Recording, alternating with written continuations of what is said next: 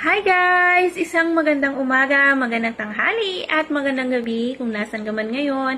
At may ibabalita na naman po ako sa inyo na may dalawang tao na naman na nagpahatid ng blessing para sa daycare center sa aming lugar po sa Maunon, Ligao City.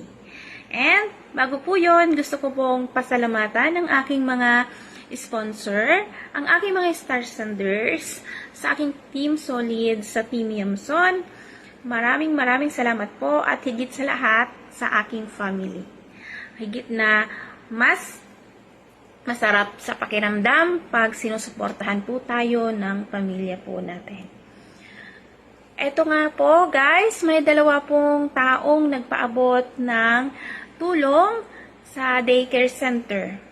At masaya po ako dahil simula po sa high school, elementary, ngayon daycare naman po ang ating tutulungan.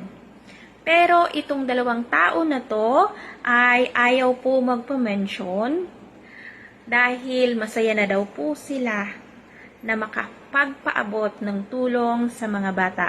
Kasiyahan po nila na magbigay tulong.